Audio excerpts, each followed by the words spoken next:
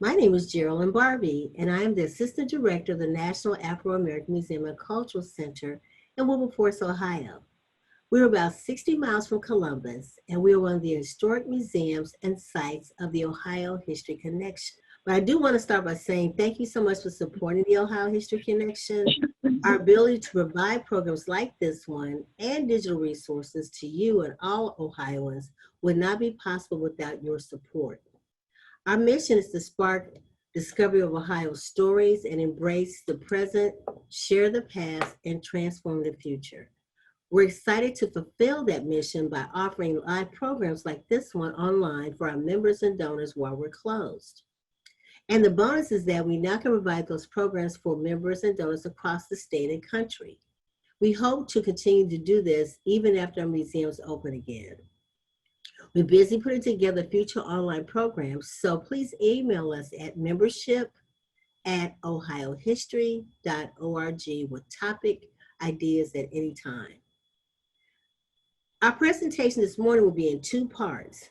First, we want to share a short virtual tour of the Ohio Diaspora exhibit hosted by Kat Sheridan, the director of the Riffe Gallery in Columbus.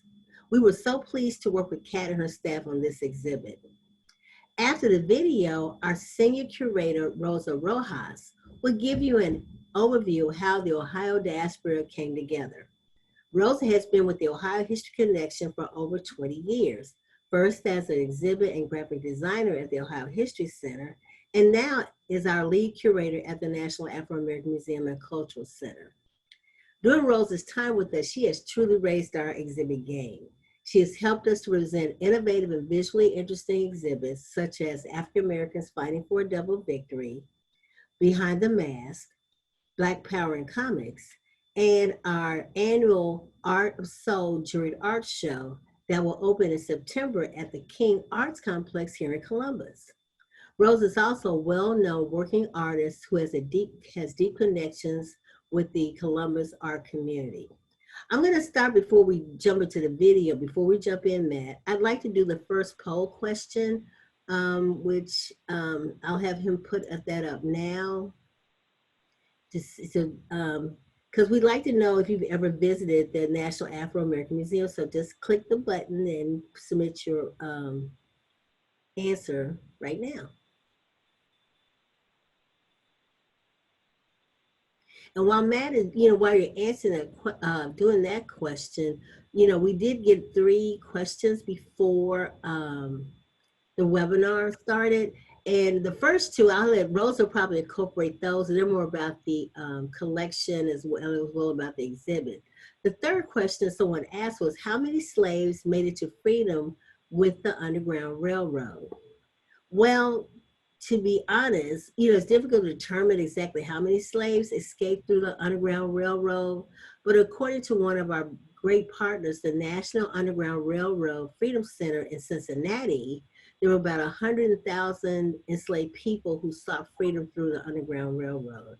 And that's basically an estimate, but we would also hope at some point when they reopen, you do visit the National Underground Railroad Freedom Center in Cincinnati to learn more about the story of the enslaved people and also the victorious and the resiliency of those people and how they helped build American history and culture.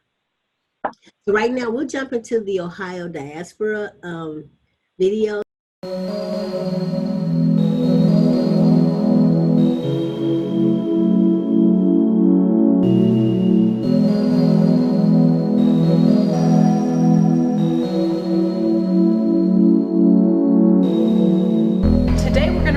Ohio Diaspora, art from the collection of the National Afro-American Museum and Cultural Center and Ohio artists. This exhibition was curated by Rosa Rojas. My name is Kat Sheridan. I'm the director of this space, and I'm Alexa. I'm the Marketing and Exhibitions Fellow at the OIC Riffe Gallery.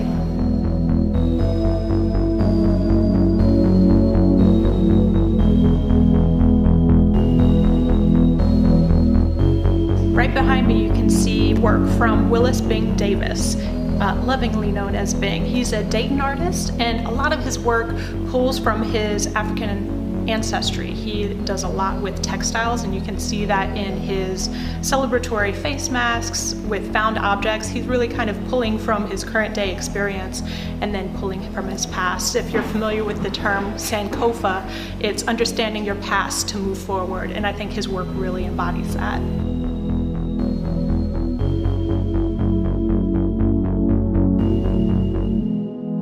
Brooks also has really wonderful work referencing African textiles. She also abstracts the idea of a mask and is celebrating elders in her work. Her early work, you can see, is really narrative.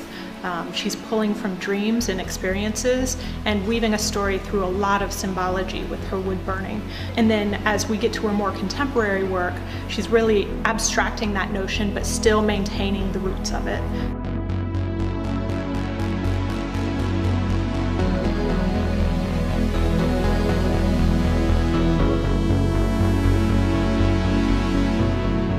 So behind me is the artwork of Tariq Terry, an artist from New Albany, Ohio.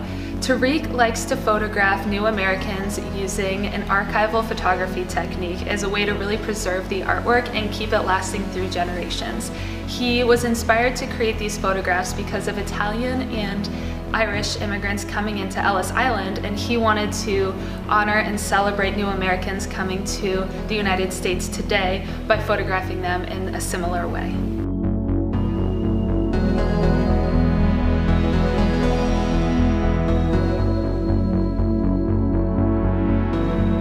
Bruce Robinson, just behind me, is an Individual Excellence Award winner, so we're really excited to have him in this exhibition. He loves to push and pull his medium and concepts to get to a place where you can still understand that silhouette, but it feels a little jazzy. Another thing that's really interesting about him is that jazz really kind of informs his work. Not only because you can see these folks behind me playing instruments, but also just kind of the feel of the work, the creativity behind it, and these 1-2 punches that he has in shadow play, I think really kind of speak to that.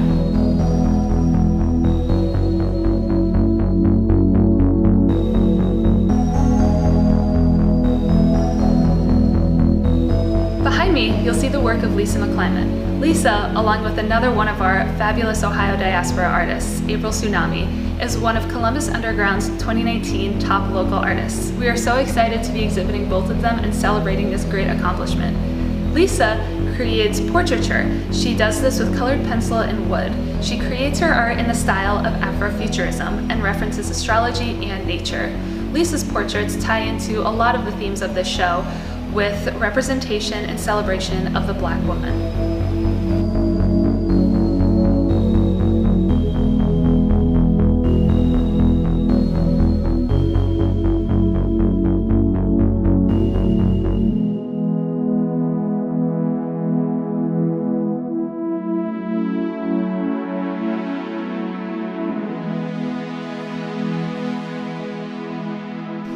In Tracy Amin's sculpted pots, these are what she calls her mammy pots. Through her work, she's trying to rewrite the narrative and help folks understand the depth and character of the Black woman throughout history. Mammy was known as a really stereotypical one-dimensional person, but in reality, the African-American slave was far more than that. And it's a really wonderful piece and pieces to have a close look at and explore the idea of the humanity of all of us.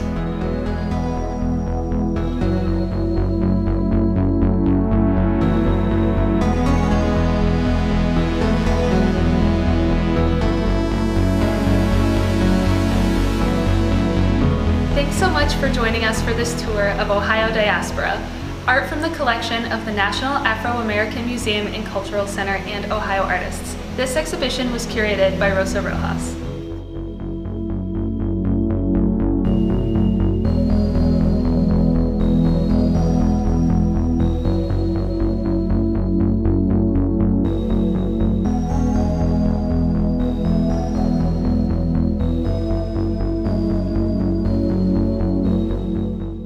I hope you guys enjoyed that great tour. Like I said, we may throw up, Rosa made it up a couple of times to throw one. I'll do one now, another poll question right now when Matt can get it up. because we'd like to know if you are an artist, and that's no recording for this webinar. We just wanted to know out of curiosity about the people who are attending this morning. So if you can just answer that quickly. And while you're doing that, I'll go ahead and let Rosa get started, talking about her experience with the exhibit that kind of just came out of an idea, actually from the Riffe Gallery, right, Rosa? Yes. So good morning, everybody. I'm gonna move the poll, there we go. Okay, that's better. Good morning. I hope you have your cup of coffee. I have mine for Coffee with the Curator. I am the senior curator at the National Afro-American Museum and Cultural Center out in Wilberforce, not the one that just opened, which has a similar name. And sometimes they get a little, not us, but they get a little confused, the audience. So to start with, I'm going to just talk a little bit about how the exhibit developed and my role as a curator, because I get asked that a lot by young students who are thinking about a position in the museum world. And as an artist, it's really a good thing for you to consider if you're a young artist. So we were approached by, the National Afro-American Museum and Cultural Center was approached by the Ohio Arts Council, more specifically the Riffe Gallery, about doing a collaboration and working with artists, bringing a new group of artists. The Riffe Gallery has an excellent reputation for bringing and creating shows really that are noteworthy with professional artists from all over Ohio and all over, or using different mediums. So that's an important thing for artists, and we wanted to make sure that the artists that we represent through our collection were also a part of that, and they wanted to ensure that they were showing as broad as well representation of Ohio artists. And so it was a win-win, really. It has been a win-win collaboration, and certainly we're looking forward to doing more like that. So for this very first one, what we agreed to do is show artists from our collection, but the artists need to be still alive and need to also live and work in Ohio. And they need to represent all areas of Ohio. So that was the criteria that we were working with. So that's important for you to know, because this by no means is showing the best. Yes, I think they're the best, certainly, but it's not that this is a comprehensive show of all of the master artists that are African-American and live and work in Ohio. In fact, it's a very small sampling, and please keep that in mind. And moving forward in other shows, we are hoping to, switch out and bring, continue to rotate and bring different artists that are using different materials. So what we went through and did first in organizing this exhibit was look for the artists that we have, like I said, in our collection. And then for me as a curator, it's important that I am showing or representing artists that are working in different mediums, because that is going to help. That just helps everybody. So it helps the artists show their individuality, and it helps the audience understand, or it highlights to the audience that these artists, that you as a young artist, or maybe hoping to be a professional artist, can work in any material, and that the important thing is that you are creating and that you're leaving your mark, and that you are maybe searching or documenting your heritage. So for any of the number of reasons that artists create art, it is at least all represented here in this exhibit. And that was my vision. And so at the end of the day, and at the end of the exhibit, when you go through and see everything, what I hope that you leave with is a feeling or an understanding that although all of the artists in the exhibit have something in common, or actually more than one thing in common, which certainly the focus of this one was the Ohio Diaspora, but that these artists, and that they all live in Ohio, and so that they are all African-American, but at the end of the day, that these artists, like any other artists, are just individual creative storytellers. Well, Rosa, I want to jump in for a second and ask you one of the questions from the audience. Is there one specific artist or piece that speaks to you most, and why?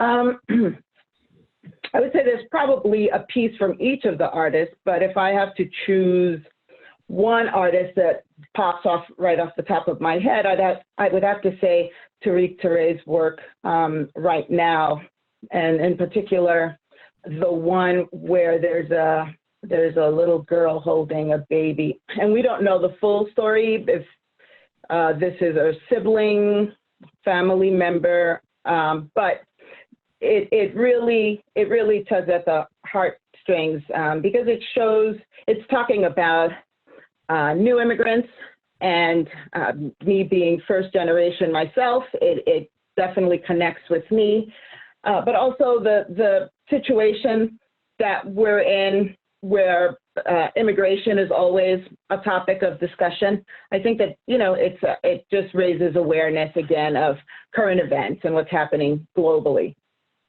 Right, and Tariq is one of the artists. I think the Ohio History Center, well, I know they did, had an exhibit of his photographs at the center a couple of years ago. I'm sorry, I'm blanking out on the title of the show, but that show is traveling around the state. And it's going to be at our museum, I think next year.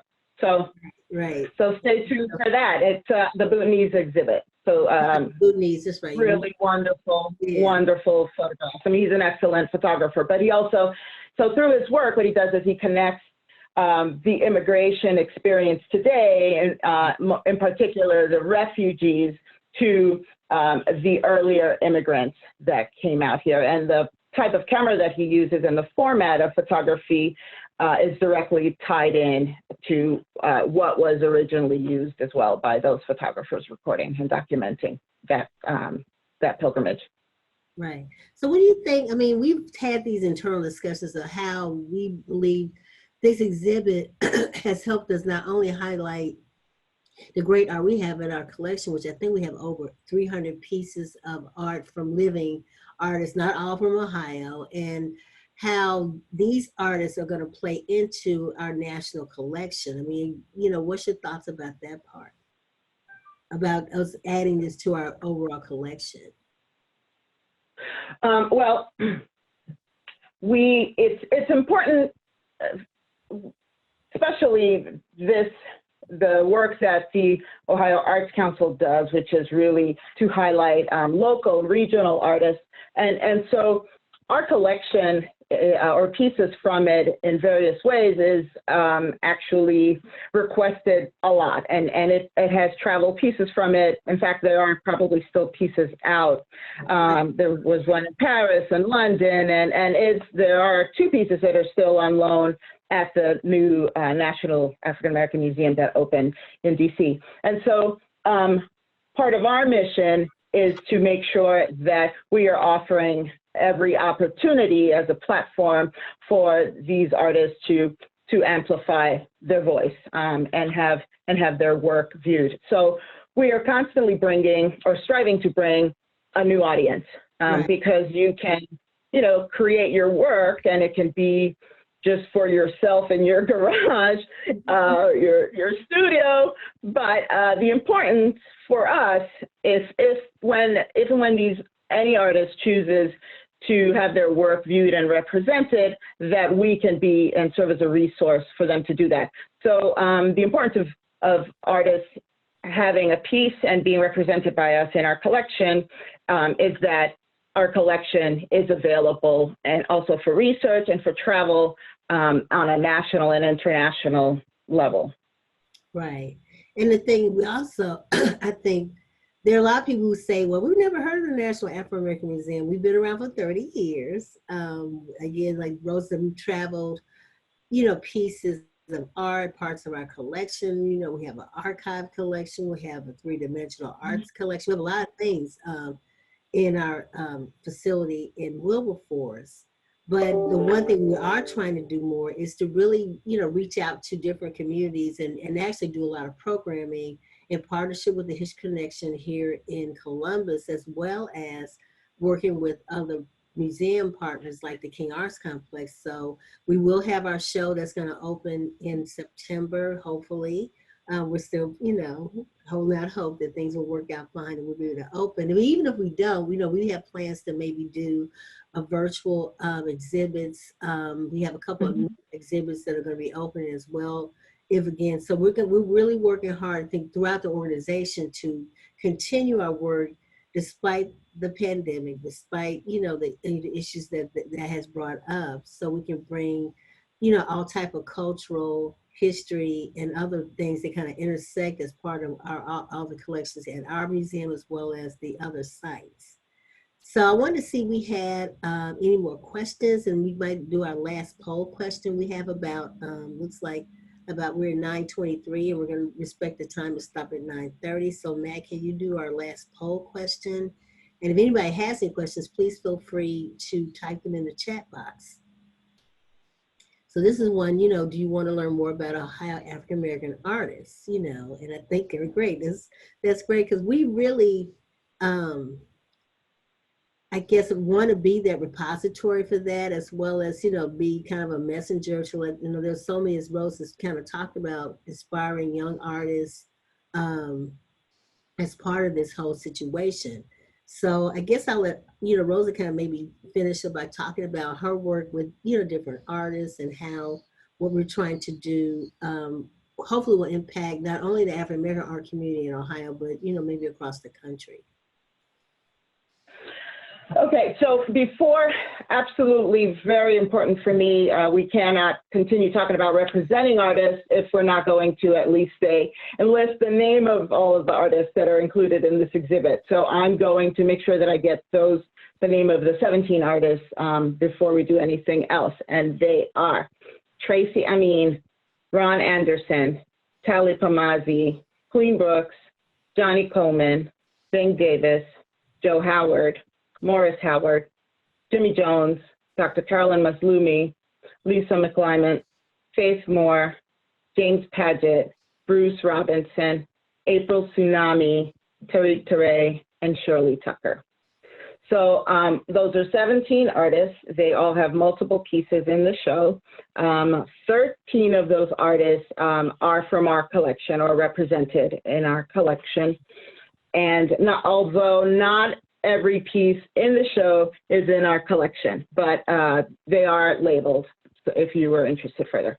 And then the other remaining 4 artists that are not in our collection are Individual Excellence Award winners by the Ohio Arts Council. And so they, and you'd be happy to hear, I'm happy to always know this kind of little information about who's working and making sure that Ohio artists are fairly represented. So the Ohio Arts Council has this program, the Individual Excellence Award, and if you are a winner of that award, they continue to represent you and also include you in their shows. And so I'm proud to say that at least those 4 are award winners, or actually, I didn't name the 4, but they are labeled, so please come by the exhibit.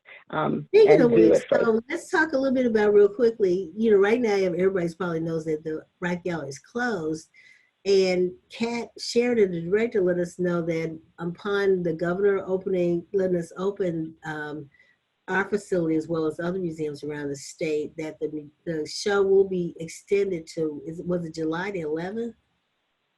Yeah, so the postcard that's behind me shows the original closing date, but it's been extended to July 11th. So hopefully now that the state is starting to open up again, there's at least a few weeks that you can go in and catch it live, because to experience the work live is the best, I think the best thing, absolutely. Okay, so I think one of our participants, Katie Sweat, had her hand up. If she has a question, wait, Katie, can you type it in the Q&A box so we can see your question?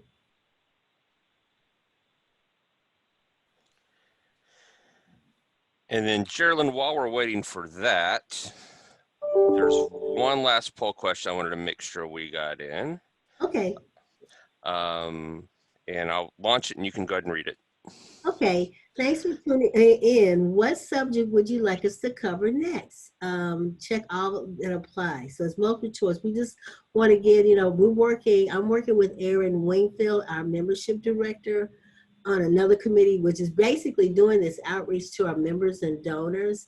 So we really want to be sure we present content that you're interested in. And even if you come up with either whatever idea, quirky or not, please email us. So it looks like people are very interested in archaeology and World Heritage. And so I know that will make Jen Altman, our World Heritage person, very happy. So we'll, reach out to Jen and also take your poll questions and figure out other presenters from the History and Action staff that probably can do future webinars. So thanks for your input. And then in the Q&A, Geraldine, if you want to hit that Q&A box at the bottom, and Katie's got her question in there. Okay. Hi, I'd love to hear about the earliest artists in your collection. You mean earliest as in who we got first? I'm not really sure about what you mean by earliest, Katie. Can you give me a little more clarification? So she's not going to be earliest in time. We're still a little confused. You mean what's the oldest artist? I mean, when the oldest piece we have in our collection? The earliest birthday of one of the artists. I'm guessing probably one of the oldest artists, I don't want to call him out, might be Bing. Right, Bing Davis? In this show or the overall collection, Katie? Okay. Well, I know in this particular show, we did have a great representation of different age groups of artists from, like I said, in the overall collection. Okay, so Katie's asking in our overall collection. I don't know, we know the answer to that. That might be Linda Collins, our collections manager. She probably knows what the oldest piece. I think we have a Dinsmore, and his first name was escaped me. I know he was an early 18th century artist that did landscapes. But we'll definitely get back to you via email. I'll reach out to Linda about that question. But in terms of the Ohio Diaspora, okay. If you have any 19th century artists, for example, I know we do, Katie. I'm just not really sure. I think Linda's on the call, so I think she might be trying to answer the question. So I'll let you and Linda maybe discuss that online, but in terms of offline, but in terms of the show, I think Bing and maybe Dr. Maslimi were kind of some of this, and we would call the seasoned artists or elderly artists or senior artists. Mm-hmm. And we have artists as young as I think Lisa might be, maybe Lisa or April might be one of the two youngest artists, Rosa? Faith Moore is actually the youngest artist, who's a young photographer, phenomenal. And her work is actually, it's interesting to talk about her. We have no time left, but we can go over a little bit, I think. So in juxtaposition to Tariq's work, I would say that probably the most abstract artist that we have in the show is Faith Moore. And so they're both doing photography, but it's an excellent example of how you can use the same medium in such different ways to make a statement, to get your point across. And so her work represents a female experience. And so it's the voice of 5 different women that she worked with to get her photographs done. Okay, well, and go back to Katie's question. Linda Collins, our collections manager, thank you, Linda, answered. We have 2 pieces by an artist named Robert Duncanson from Cincinnati. Mm-hmm. And he was active in the 1840s. So that's probably the oldest piece we have in our collection. But again, we want to please thank you again for joining us today for the webinar. And that kind of concludes our program for today. And we also thank you for your support always. And we hope you'll visit the National Afro-American Museum and Cultural Center, or at least come to see our exhibits in Columbus in the future. So just check out our schedule on the ohiohistory.org website. And please don't hesitate to reach out to us at membership@ohiohistory.org if you have questions or suggestions. For more information on future programs, check out the Ohio History Connection e-news this Thursday and the member emails you receive each Monday. We'll share a recording of today's program in our next member email. So please share that recording with your friends and family who might enjoy it. Thank you and have a safe Memorial Day weekend. We thank you. Thank you so much for joining us. It was a pleasure